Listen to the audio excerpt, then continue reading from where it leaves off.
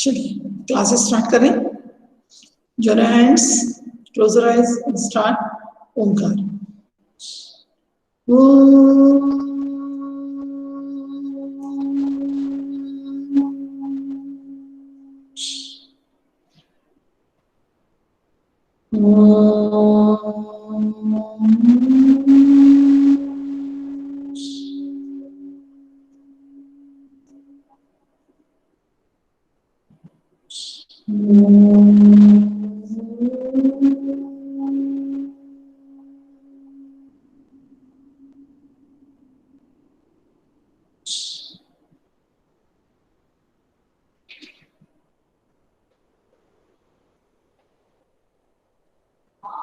साईराम, आप आज लोग मुझे बताइए कि हिंदी व्याकरण का सिलेबस आपके पास पहुंच गया है। ओके, यदि कोई भी व्याकरण में जो है उसमें से आपको किसी भी चीज पर कोई भी डाउट है ना, तो आप मुझसे पूछ सकते हैं। मैम यार वॉइसेस देखो। साईराम, कोई भी डाउट आपको हिंदी ग्रामर के क्वेश्चन में है कि मैडम ये मैम मुझे ब्रेक हो रही है आपकी आवाज। No, ma'am, your voice is very clear. Yes ma'am. Devanshi, आपके यहाँ पर ही कोई प्रॉब्लम होगा नेटवर्क का। कभी कभी हमारे यहाँ भी होता है, ऐसा नहीं है, लेकिन अभी दूसरे बच्चों को क्लियर हो रही है तो मतलब इसका है कि आपके यहाँ कुछ इश्यू हो रहा है। तो ऐसी जगह पर पहुंचिए जहां पर आपको आवाज क्लियर हो सके। ओके, चलिए, यदि कोई भी डाउट है किसी भी व्याकरण के टॉपिक में तो प्लीज मुझे बोलिए।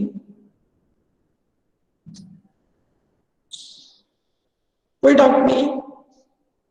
मैम, हाँ अनुष्का। मैम संधियां कितने प्रकार की होती हैं? संधि 3 प्रकार की होती है। अच्छा, एक काम करते हैं, कल भी लोगों ने संधि के बारे में पूछा था, तो थोड़ी सी संधि के बारे में पढ़ा दी। संस्कृत और हिंदी दोनों में ही क्लियर हो जाएगी। Yes ma'am. Yes ma'am. संधि संधि का टॉपिक ले लें आज। Yes ma'am. ओके, चलिए, और एक आध मिनट वेट कर लेते, नहीं फिर जो आएंगे वो बोलेंगे मुझे नहीं समझ आया। ठीक है ना? चलो, संधियां 3 प्रकार से होती है। मैं प्रेजेंट कर देती हूँ संधियों को। देखते हैं आपके इसमें मिलेगी, नहीं तो फिर मेरे पास पीपीटी है, उसमें से निकाल के पढ़ा दूंगी। मैंने तो क्या है ना, इसको मुझे टाइम सेशन आउट हो गया, दोबारा से इसको ऑन करना पड़ेगा। चलो मैं यहीं से कर देती हूँ। मुझे लगा था कि 1 बजे क्लास है, इसलिए मैंने इसको पहले से वो करके रखा। पता चला कि कोई भी नहीं आया, तब मुझे समझ आया कि आज क्लास तो 1:20 पर है।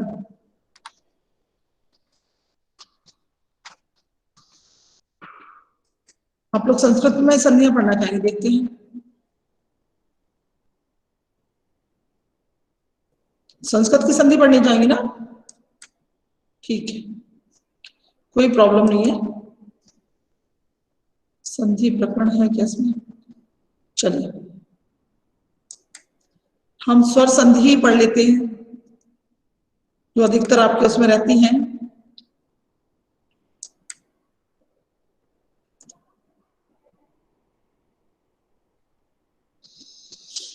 यदि ये प्रॉब्लम क्रिएट करेगा तो मैं अपनी उसमें से पढ़ा दूंगी।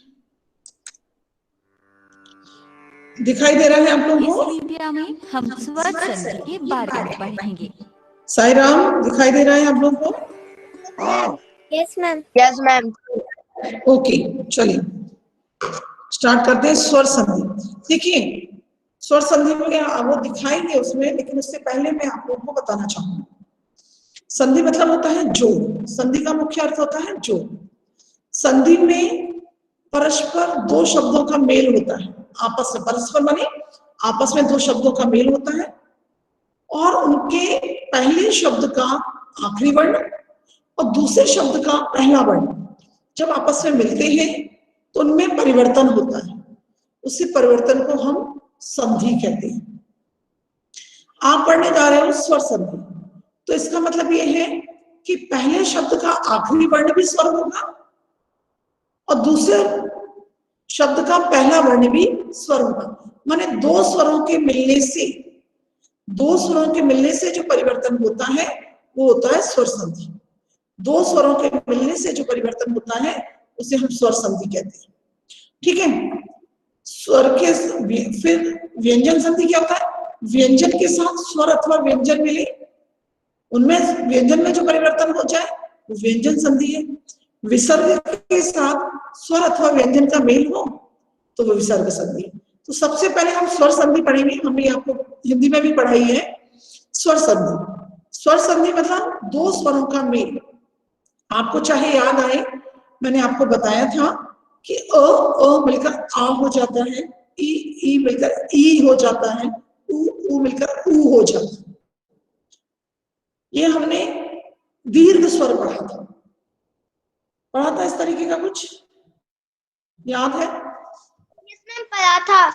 Yes ma'am. हाँ, याद आ गया होगा। ऐसे ही गुण स्वर ना, और उसके बाद दीर्घ, वृद्धि, यण, अयादि, हमने सब पढ़ाए थे आपको। चलिए एक बार रिवाइज कर लेते हैं, आपकी इच्छा है तो। आइए पहले समझें कि संधि क्या है। संधि का अर्थ है मेल। अतः दो सार्थक शब्दों को जोड़कर नए अर्थपूर्ण शब्द बनाना। उदाहरण के लिए हम दो शब्द लेते हैं। देव का अर्थ है ईश्वर और आलय का अर्थ है घर। ये दोनों सार्थक शब्द हैं क्योंकि इनका अपना एक विशिष्ट अर्थ है। यहाँ प्रथम पद का अंतिम वर्ण क्या है? आपने क्या देखा? आपने क्या देखा? अभी क्या उसने बोला कि दोनों शब्दों का अर्थ होना चाहिए। ये नहीं है कि हम कुछ भी उसमें मिला दें, दोनों शब्दों का कुछ अर्थ होगा तब जाकर मेल होगा। देव मनीश्वर, अलय माने घर। ओके, जिसके उच्चारण से अ स्वर निकलता है। दूसरे पद का पहला वर्ण क्या है? आ स्वर। अब इन दोनों पदों को जोड़ते हैं। देव और आलय की संधि से एक नया शब्द बनता है देवालय, जिसका अर्थ है मंदिर अर्थात ईश्वर का घर। संधि क्या है? शब्द निर्माण है। देव का अंतिम स्वर अ और आलय का प्रथम स्वर आ जुड़कर देवालय के व आ स्वर में परिवर्तित होकर वा हो गया। ह्रस्व अथवा दीर्घ समान स्वर आपस में मिलते हैं तो वो दीर्घ हो दो जाता है। सार्थक शब्दों के प्रथम और देखिए, दो समान स्वर दीर्घ अथवा ह्रस्व आपस में मिलते हैं तो दीर्घ हो जाता है। देखिए यहाँ पर ये ह्रस्व है माने छोटा, ये दीर्घ है, लेकिन दोनों समान है तो एक दीर्घ हो जाता है। अब यहाँ पर पहले वो बता रहे हैं संधि के बारे में, आगे आएगा तो देखना। अंतिम वर्णों के मिलने से कोई परिवर्तन हो रहा है। इसी परिवर्तन का नाम संधि है। देखिए, प्रथम पद का अंतिम वर्ण स्वर और द्वितीय पद का प्रथम वर्ण स्वर जब आपस में मिलते हैं, जैसे प्रथम वर्ण का अंतिम स्वर अ और द्वितीय वर्ण का अंतिम स्वर अ। किसी का माइक कौन है? किसी का माइक कौन है? मैम आरुष का। इसलिए इतना डिस्टर्ब। आरुष आपका हमेशा ऑन रह जाता है, आपका माइक हमेशा ऑन रहता है। यदि आप इसलिए खोल कर रखते हैं कि कोई डाउट आएगा तो मैं पूछूंगा तो आप 2 मिनट बाद भी पूछ लेंगे तो भी आपका डाउट क्लियर किया जाएगा। बेटा खोल के मत रखिए, कितना डिस्टर्ब होता है फिर। चलिए, तो देवालय यहाँ पर किसमें अ में परिवर्तन हुआ, दोनों का मेल हुआ तो एक बड़ा आ हो गया। कुछ पूछना है किसी को यहाँ तक? मैम वॉइस इको हो रही है मैम वीडियो की। क्या हो रही है? वीडियो की क्या हो रही है? मैम वो बोल रहा है कि इको हो रही है। इको इसलिए हो रही है कि आप अपना माइक ऑन रखते हैं और दूसरे बच्चों को नहीं हो रही है। कल भी हमने आपको बताया था कि एक माइक भी खुला होगा तो इको होगा, ठीक है? अभी दूसरे बच्चों को तो नहीं हो रही ना? No ma'am. चलिए, स्वर संधि की परिभाषा। परः सन्निकर्षः संहिता, अर्थात जब दो या दो से अधिक स्वर आपस में मिलते हैं तो उनके मेल से जो नया परिवर्तन होता है उसे स्वर संधि कहते हैं। आइए पुष्पदल के संधि रूप देखते हैं।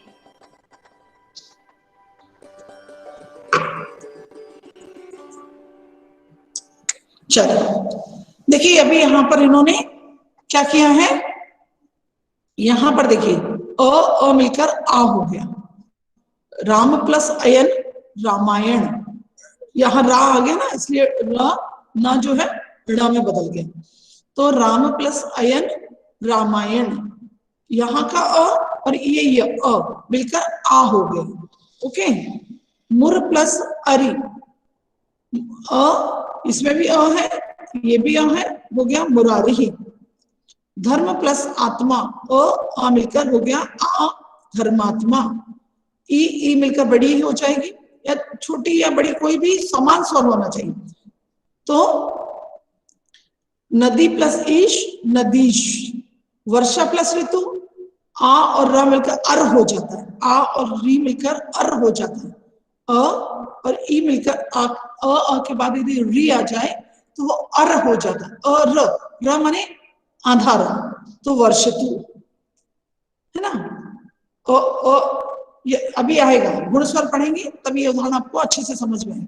यदि प्लस अपि, यद्यपि, यहां पर क्या है, ई किसमें बदल गया, ये या में बदल जाए, ई के बाद कोई समान स्वर आ जाए तो ई या में बदल जाता है, तो हो गया यद्यपि। ये यण स्वर संधि के अंतर्गत इसको आप, ये आपने चार उदाहरण दीर्घ स्वर संधि के समान स्वरों के पढ़े हैं। ये वाला उदाहरण गुण स्वर संधि से आता है, ये वाला स्वर यण संधि से आता है। अभी आप जब इसको डिटेल में, हाँ मैम सेकंड वाले में मैम मुरारी क्यों आया? क्यों? मुर प्लस अरि, मुर का जो शत्रु है, इसमें र में अ मिला हुआ है, छोटा अ है, वो अ तो हो गया मुरारी। यहाँ विसर्ग नहीं लगी इसलिए आपको लग रहा है, यहाँ विसर्ग भी होनी चाहिए थी, मुरारी। बोलो। यस मैम, आप क्लियर हो गया।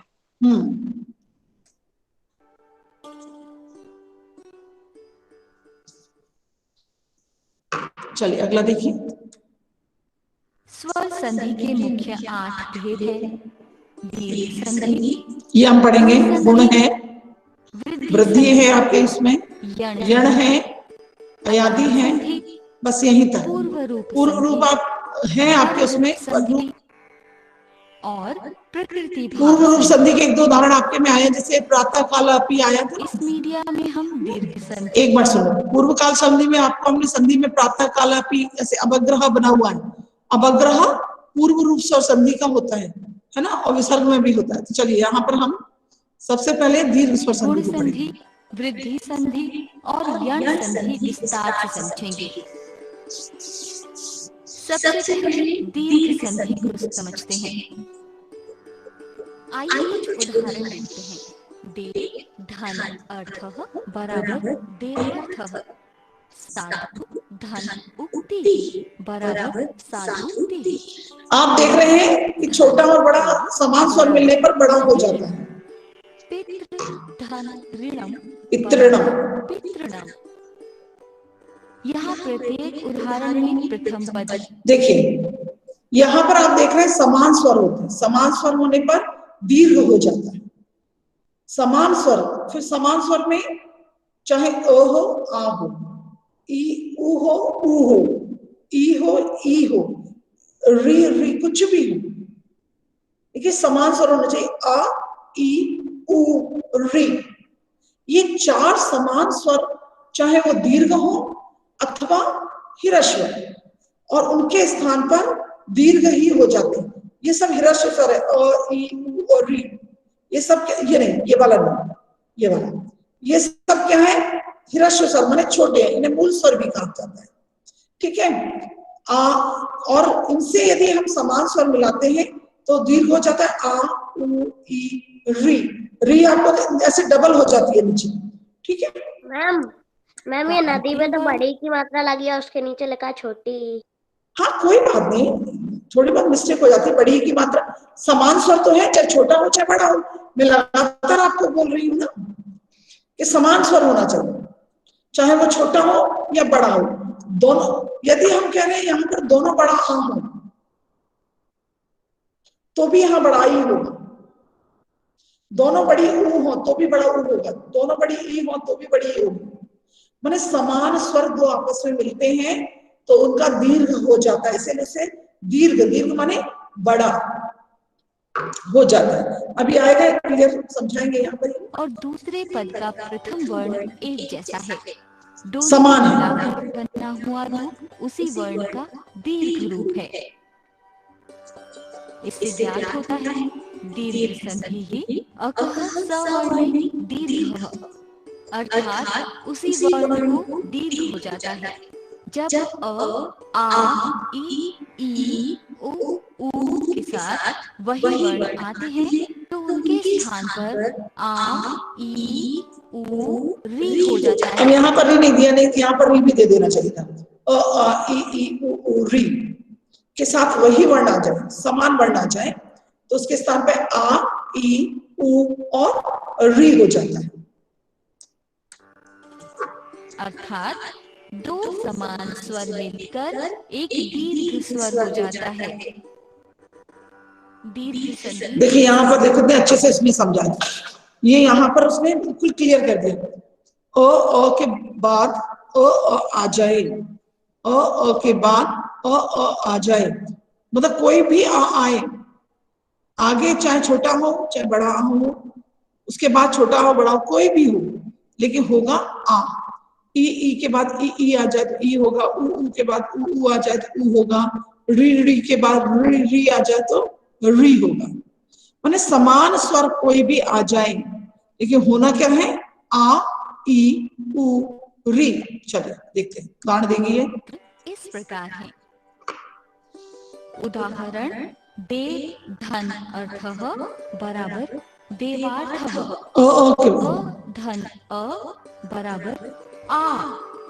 यहाँ देव शब्द का अंतिम वर्ण अ है और अर्थः शब्द का प्रथम वर्ण अ है। दोनों वर्ण मिलकर उसी वर्ण का दीर्घ रूप आ बनाते हैं।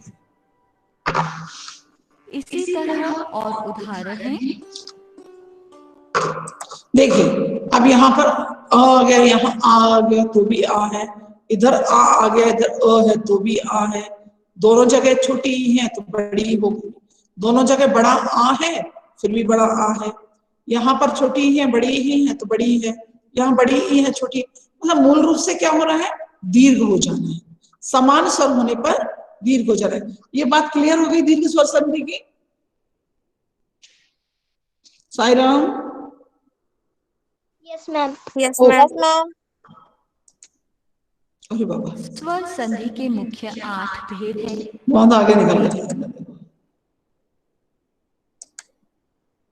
नहीं नहीं नहीं, ये बहुत आ गया, यहाँ तक थी। चलो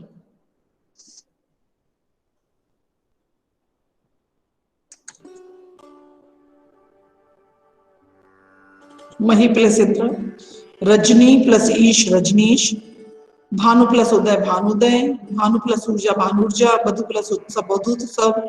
इस तरीके से शब्द आता है। अब गुण संधि को समझते हैं। यहाँ प्रथम पद का अंतिम वर्ण अ। देखिए गुण स्वर अभी तक क्या था, समान स्वर थे। अभी तक क्या था, पहले वर्ण शब्द का आखिरी वर्ण और दूसरे शब्द का पहला वर्ण, चाहे वो दीर्घ हो चाहे वो ह्रस्व हो, दोनों समान थे तो एक जगह दीर्घ हो रही। लेकिन गुण स्वर संधि में क्या है, पहले वर्ण का, पहले स्वरूप पहले शब्द का आखिरी वर्ण अ या आ होगा। अ के बाद यदि कोई अ के बाद यदि ई आ जाए, अ के बाद ऊ आ जाए, आ के बाद री आ जाए, आ के बाद री आ जाए, तो वह परिवर्तित होता है। अ और आ के बाद ई आ जाए तो अ ई मिलकर ए हो जाता है, आ और ऊ मिलकर ओ हो जाता है, आ और री मिलकर अर हो जाता है। अभी मैंने बताया ना कि गुण स्वर संधि आएगी तब वर्षतु का आएगा उदाहरण। अ और री बोलते हैं, री मिलकर ल हो जाता है ना, अल हो जाता है, अल हो जाता है, अल कह सकते हैं, ल हो जाता है, मतलब आधा ल हो जाता है। चलिए ये उदाहरण तमलकार का मतलब क्या होता है? ये आपके उसका नहीं है, ये आपका उसका नहीं है। और ली है। इन संधियों से होने वाले परिवर्तनों पर ध्यान दें। जो परिवर्तन होकर ए, ओ, अल बनते हैं, ऐसे परिवर्तन का नाम है गुण संधि। गुण संधि ही अदिल गुणा अर्थात। अब देखिए, जब अ के साथ साथ में दांत या सामने वाले शब्द में का पहला अक्षर अ या आ के बाद ई आ जाए, ई तो यहाँ पर ई आएगा तो ए हो जाएगा, ऊ को ओ हो जाएगा, री का अर हो जाएगा, री का अल गुण हो जाता है, मतलब गुणा हो जाता है। ठीक है, अ ई के स्थान पर क्या हो जाएगा ए, ऊ के स्थान पर ओ, री के स्थान पर अर, री के स्थान पर अल हो जाता है। री का उदाहरण और ये कम आते हैं, देखने को मिलते हैं आप लोगों के, क्योंकि हम लोग जब आ के साथ ई, ऊ, री और री आए तो उनके स्थान पर ई को ए, ऊ को ओ, री को अर और री को अल गुण हो जाता है। गुण संधि के सूत्र इस प्रकार हैं। देखिए, अ के बाद ई आई तो ए, आ के बाद ऊ आया तो ओ, आ के बाद री आई तो अर, आ के बाद री आई तो अल हो गई। अब इसके उदाहरण आएंगे। उदाहरण दे धन इच्छा देवी बराबर इच्छा, देवेच्छा, अ धन ई बराबर ए। यहाँ प्रथम पद का अंतिम वर्ण है अ और दूसरे पद का प्रथम वर्ण है ई। ये दोनों वर्ण मिलकर ए का रूप धारण कर रहे हैं। इसी तरह अन्य उदाहरण देखते हैं। देखिए, उप प्लस इंद्र वेंद्र, महा प्लस इंद्र महेंद्र, चाहे आ होगा लेकिन आएगा ए ही। गण प्लस ईश गणेश, रमा प्लस ईश रमेश, सूर्य प्लस उदय सूर्योदय, यथा प्लस इच्छित यथोचित। ये आ और ई से मिले हुए चार उदाहरण है। ये उस आ के साथ ऊ का संयोग जो हुआ है, सॉरी सही मेल हुआ है, उससे ओ का उदाहरण बनता है।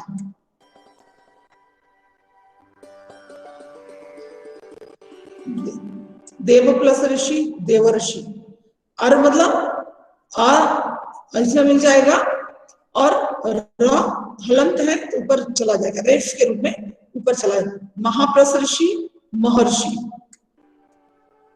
वर्षा प्लस तू मात्र का। अब आता है वृद्धि संधि। आइए अब वृद्धि संधि को समझते हैं।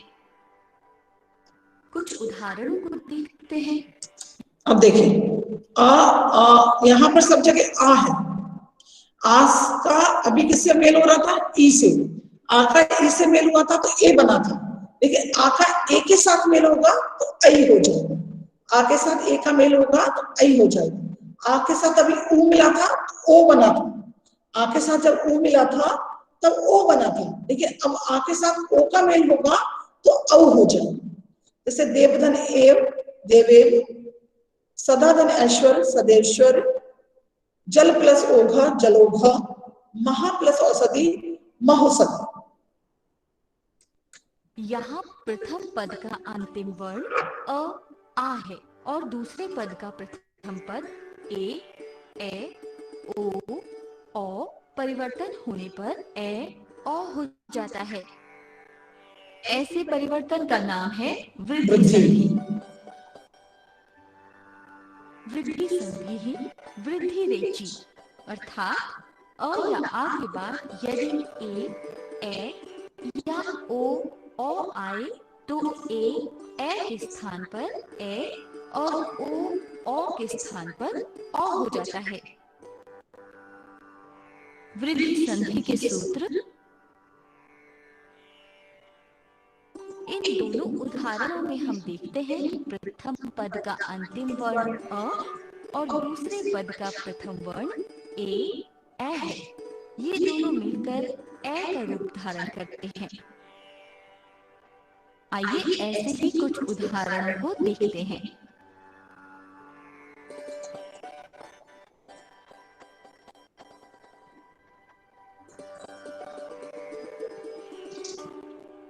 आइए अब यण संधि को समझते हैं। यहाँ प्रथम पद का अंतिम वर्ण ई, उ, री है और दूसरे पद देखिए प्रथम वर्ण में अ ना हो। अभी तक तीनों संधियों में प्रथम वर्ण में क्या आ रहा था? अ रहा था। कोई अन्य स्वर होने के बाद असमान स्वर आ जाए तो ई या में नहीं, हाँ ई का या हो जाता है, ऊ का वह, इसमें ऊ का नहीं दिखाया, ऊ का वह हो जाना, हाँ ये है तो सही उदाहरण, बद्धवत। ऊ का वह हो जाएगा, री का और हो जाएगा। ये दोनों छोड़ दीजिए, इसको ले लीजिए, इसको कहने दीजिए क्योंकि आपके इसमें नहीं होता है। चलिए पद का प्रथम पद कोई भिन्न स्वर है, आर हो जाए, वहां आर हो रहा था, यहाँ पर आर हो जाएगा। यण संधि। यण संधि इको यणचि, एक के स्थान पर यण हो, अर्थात ई, उ, री के स्थान पर अपने से कोई भिन्न स्वर आए तो ई के स्थान पर य, उ के स्थान पर व, री के स्थान पर र और री के स्थान पर ल हो जाता है। जैसे यहाँ देखें,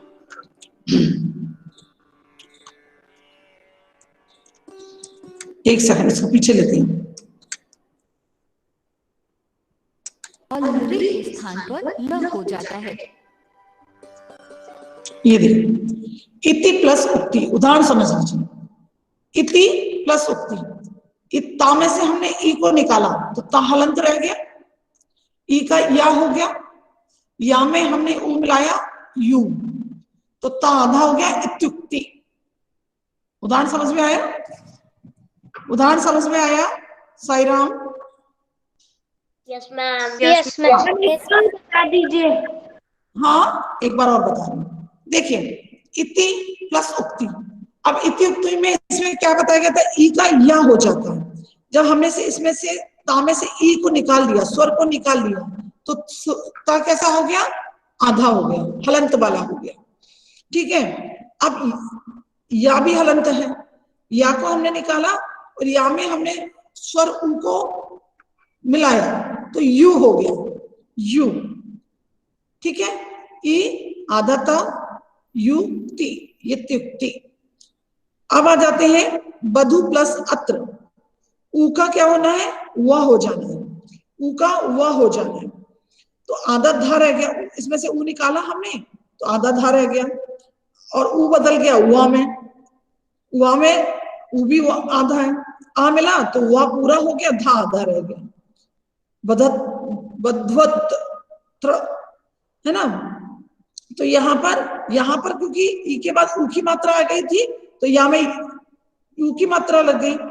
यहाँ पर ऊ के बाद आ आया है तो वह वैसे ही रहेगा क्योंकि ऊ व में बदल जाता है। अब है मात्रियल, है ना। अब यहां से ता से री हमने निकाला, री रा में ही बदला है। ता आधा है, आधा ता आधा रा और बड़ा आ। आधा ता आधा रा मिलकर क्या बनता है? त्रा। शक्त्रज्ञा में बताया था ना, आधा ता आधा रा मिलकर बनता है त्रा, और उसमें बड़ा की मात्रा मिल गई तो मात्रा, त्रा ये बन गया मात्राज्ञा। ऐसे ही ली प्लस आकृति, ली ला आधा रह गया, री किसमें बदल गया? ल में, ये हो गया लाकृति, हो गया। ली किसमें ली बदल गया। मैम ये ला कौन सा है? ये वैदिक संस्कृत आप लोगों के उसमें नहीं है, इसलिए हम बोल रहे हैं, इसको इस पर इतना ध्यान मत दीजिए, मैं लेकिन उदाहरण बता दे रही हूँ। ल री ल में बदल गया, आधा ला में, और ये आ से पूरा हुआ तो ला हो गया लाकृति। जैसे यहाँ देखें,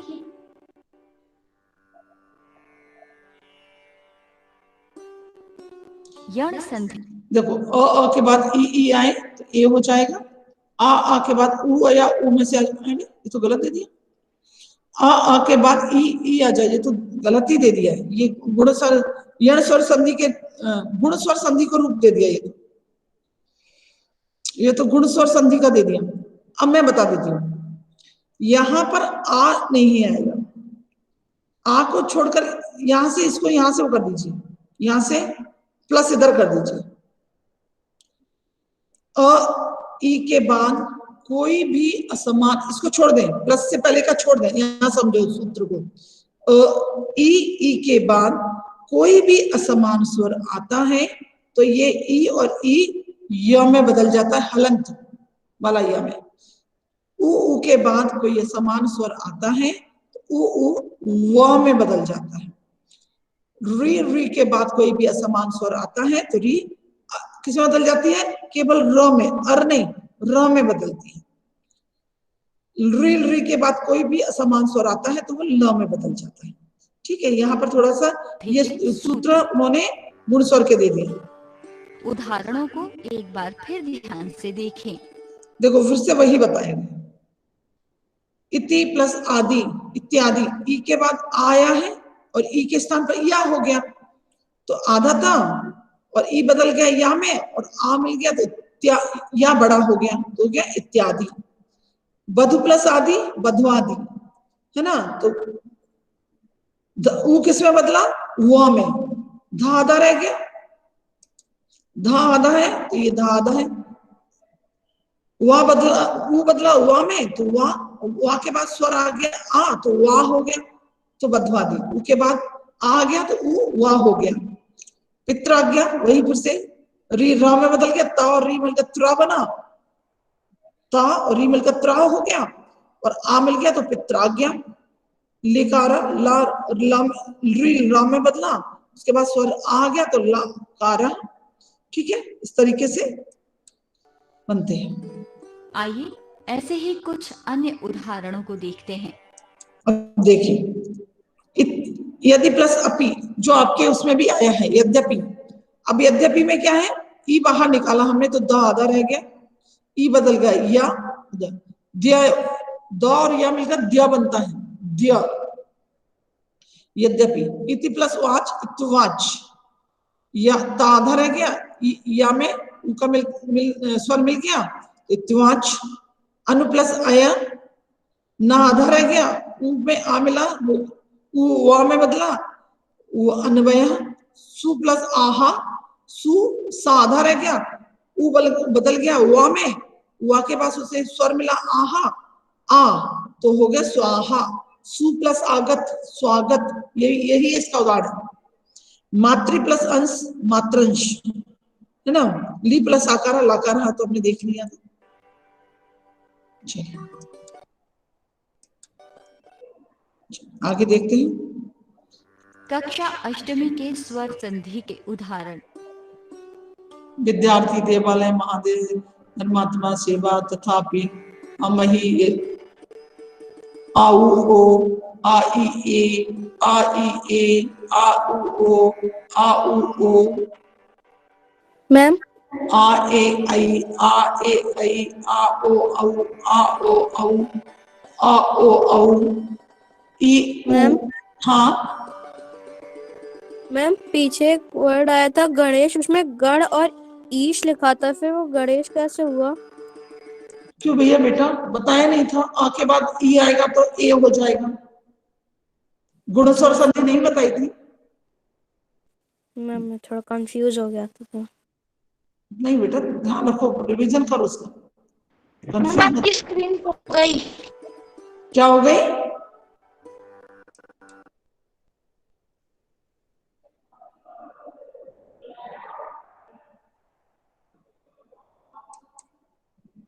कक्षा नवमी के स्वर संधि के उदाहरण।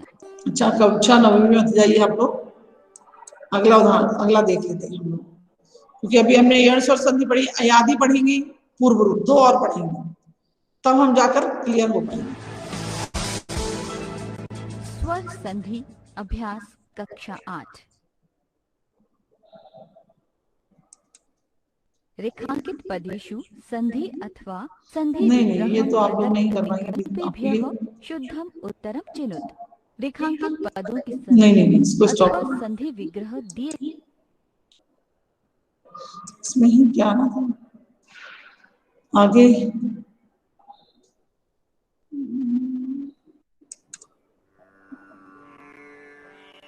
इस मीडिया में हम स्वर संधि के बारे में पढ़ेंगे। स्वर संधि में हमने 4 वेद पढ़ ली। चलिए तो इसको स्टॉप करते हैं।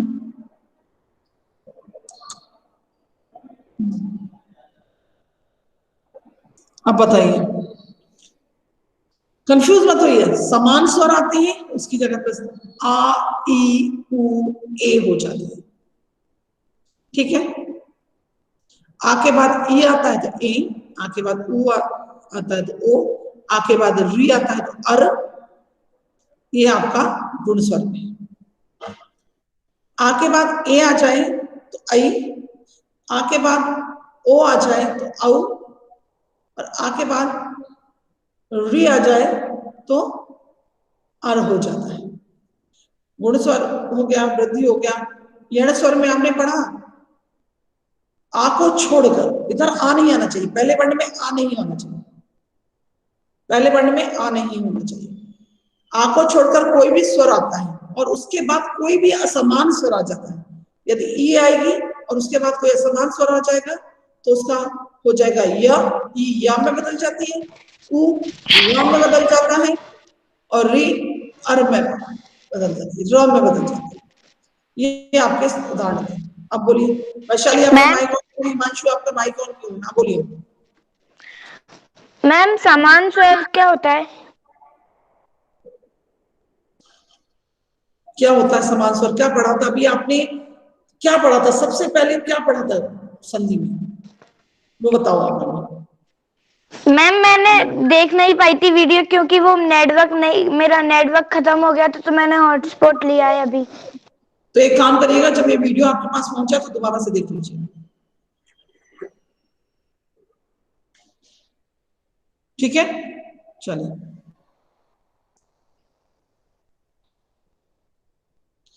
अब बोलिए, और संधि हो गई, और किस चीज में प्रॉब्लम है आपको? आपके पास व्याकरण पहुंचा है, उस व्याकरण में आपको और किस चीज में प्रॉब्लम है?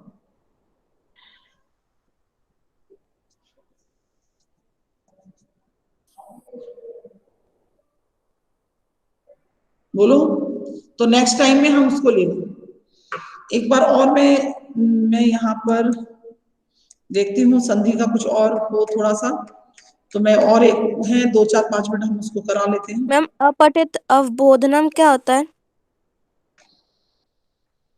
अपठित गद्यांश। और कुछ पठित पूछे? होता है। अपठित गद्यांश कराया है ना आपको कई बार? नो मैम, पठित अवबोधन। पठित अवबोधन मतलब होता है जैसे अपठित गद्यांश आता है ना, यस वैसे मैम। ही पठित होता है। आपके पाठ्य पुस्तक में से पैराग्राफ दिया जाता है, उससे क्वेश्चन पूछे जाते हैं। मैम अनुप्रयुक्त वाला? व्याकरण में यही आएगा, संज्ञा सर बताया था ना आप लोगों को, प्रत्यय आएंगे, मैम संधि रचनात्मक आएंगी। कार्य में क्या आएगा? हाँ मैम रचनात्मक कार्य में क्या आएगा? रचनात्मक कार्य में संवाद पूर्ति आएगी, रचनात्मक कार्य में चित्र वर्णन आएगा।